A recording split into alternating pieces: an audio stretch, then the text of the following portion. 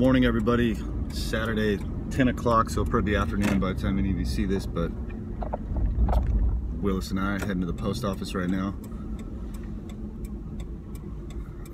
Things seem to be getting pretty sketchy in the world here, in the United States in particular. It seems to be, for anybody that's paying attention, there seems to be a lot of chaos going on. And this organized stalking and harassment doesn't seem to be just on targeted individuals anymore. It's going more mainstream. You know, they're going after like some of these mainstream journalists that are hardly, I mean, they're doing softball questions, but they're still going after them. They're really getting desperate right now to keep a lot of this hidden information hidden. I'm definitely feeling it. But it is getting really close. There's a lot happening. A lot of people in intel agencies have been fired, government agencies have been fired, federal judges are being put in place. The stage is being set for what from all of my reading, all of my research, hearing the chatter on the internet, I think the intel agencies call it chatter. Sounds like there's going to be a military tribunal, and the military is literally, and this is usually like National Guard, Air National Guard that gets activated to do all this stuff. Everybody's like, Marine Corps, first in, last out. Actually, a lot of times the Army and Air National Guard are the first ones in there, and they never get the props. The Marines are badass, but I'm just saying, Army and Air National Guard get activated first in, last out. A lot of times they might not be there the longest amount of time, but they get sent first. So anyway, that's who would probably be doing these military tribunals, and go for it, guys. Wish I was still there with you.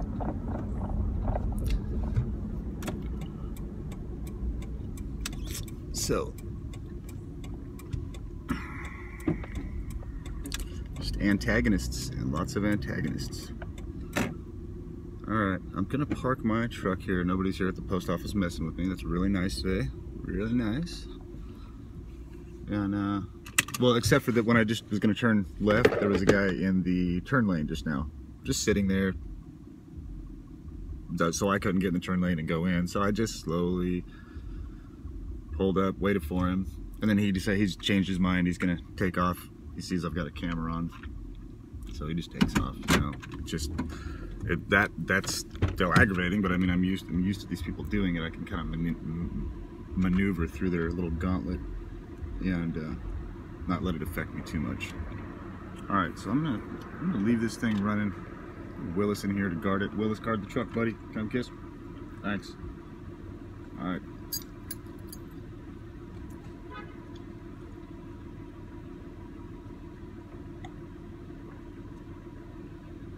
Be back, buddy.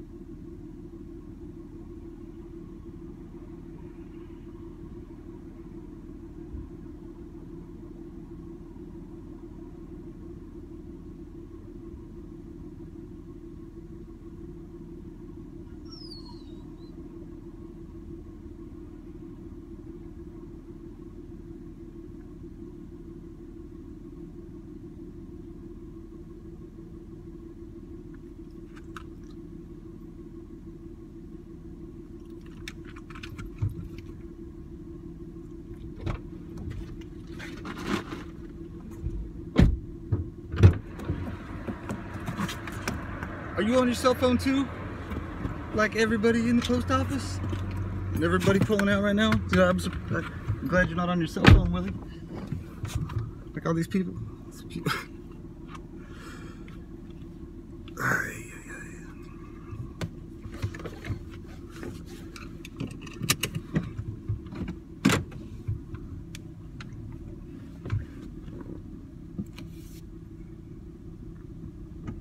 I can only imagine what the party's gonna be like when we end this thing and everybody gets to meet each other.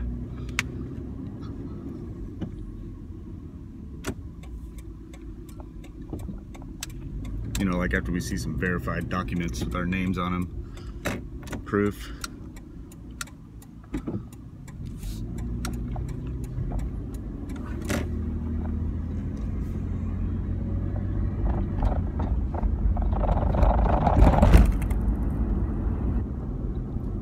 Alright, so where else should I go? Where else should I go? I was just smiling at the guy in the red sweatshirt walking by, locking eyes on me with this like death look just now. The ojo, Spanish, Latin culture, the evil eyes, the ojo. Somebody they don't like in town, want to get rid of them out of town. Everybody starts giving them the ojo. It's like part of the voodoo thing, similar to voodoo. And that person's like, what's going on here? Why is everybody staring at me? Why is I'm getting all this negative, weird stuff going on? It's the ojo. You get this person in front of me, it's green light, they won't go. They're trying to antagonize me.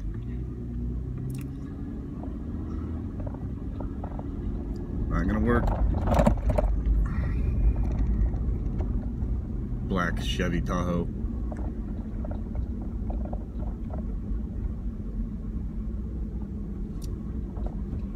Other black SUV right behind me.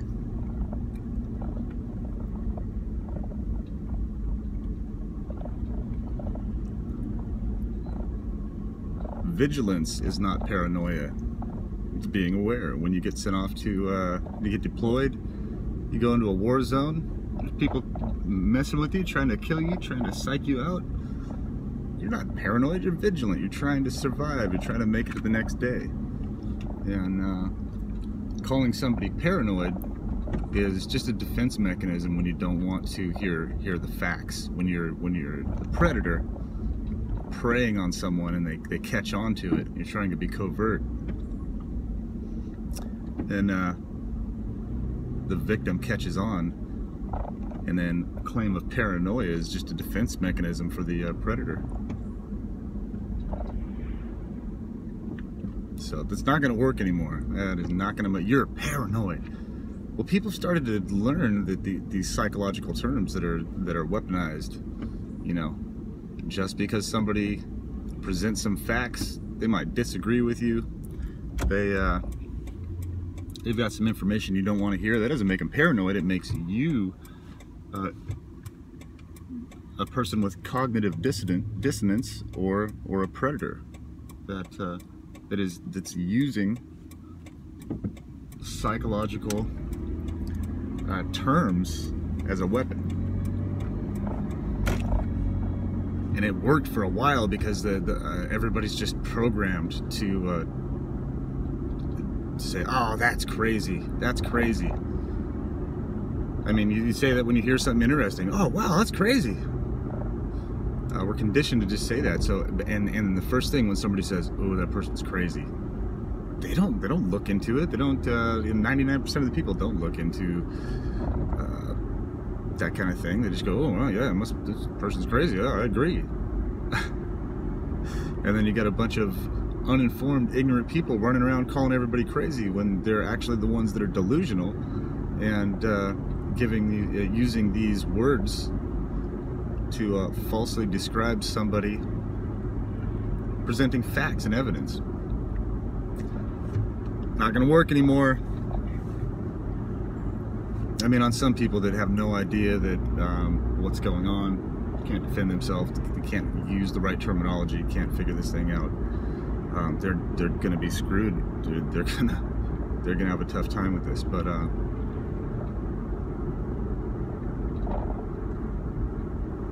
Where else am I going? Oh, going to FedEx. Federal Express. Here's a good segue. How many people out there have had Federal Express employees harass you? FedEx, UPS, you know, no matter where you go, they're pulling into the driveway at the same time you are. They're sitting out in front of your house, you know, just idling, and they have perfect plausible deniability because what the hell, we're just out delivering a package. I had to pull over and check my phone and check out my route and this and that, but you know, the timing and the repetition gives you guys away, and it's easy to call somebody delusional when you're following them around and you've got an alibi. Hey, we're just dropping off this package. Well, that's funny because the last 100 times I've pulled into a driveway to some kind of business, you know, like a FedEx truck will pull in at the same time, impede my progress. They'll be parked right where I was gonna park. They'll be they'll get out as you go into the store. They'll get out of their truck and go into the store at the exact same time you do and meet you at the door. So you either have to hold it open for them or whatever. And it's not an inconvenience. I'll hold the door open for somebody anytime I go into. That's just being a good person.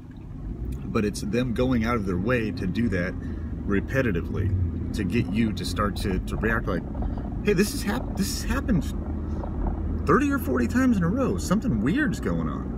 Something weird's starting to go on here. What's going on?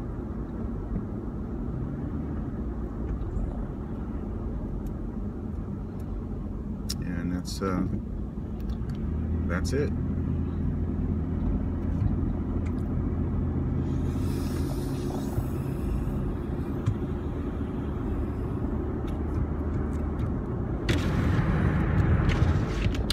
Shit.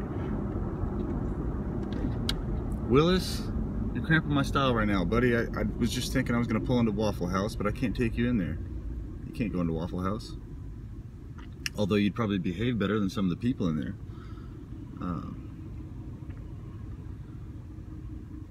used to like to go into this Waffle House.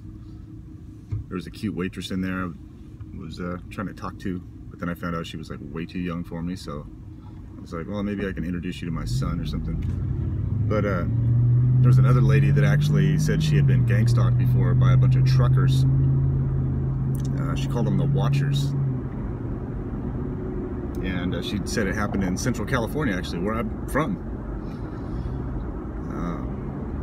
But she said it was one of the scariest things ever. Everywhere they went, they would block the exits. They'd be boxing them in on the freeway.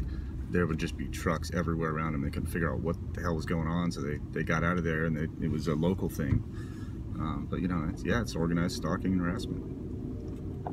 They don't want a certain person around for some reason. These predator groups get together and make that happen until they run into somebody like me or Romola D or Karen Melton Stewart, Gerald Sosby, Kevin Shipp, Jason Goodman, Ella Free. I know I'm forgetting some important, but there's a ridiculous list of people that have done this too. That when I say ridiculous, ridiculously good. That yeah, if you target enough people, you know, I guess the law of large numbers will eventually work itself out. You know, you do this to enough people, odds are you're going to run into a couple solid rocks that aren't going to move. You can't drill through that rock. You can't get around it. You can't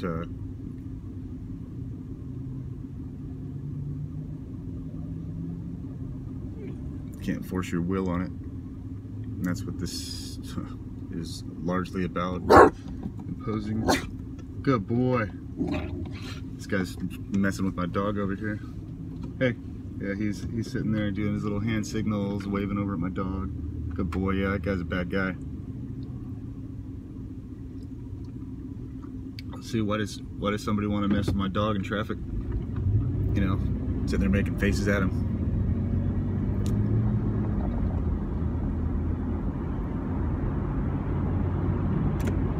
Being targeted is similar to being like in 3rd grade. I mean, dealing with these people that act like they're in third grade. They just, I mean, they'll like stick their tongue out at you. They start ridiculous arguments and just do what they can to instigate you. It's really weird. And then we're the ones that get the diagnosis of being delusional when these people actually are the predators that are responsible for this, or psychopathic narcissists. That is the mental illness that we're dealing with here. So everything's backwards and upside down, and we're here to turn it right side up.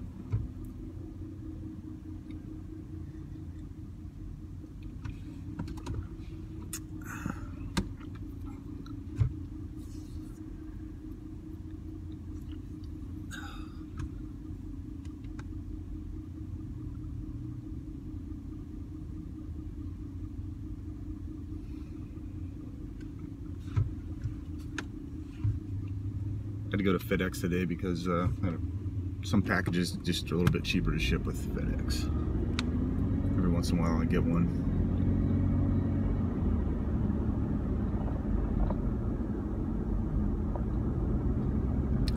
Alright, I'm gonna go ahead and sign out. Who knows if I'll even post this. Have a great day, y'all.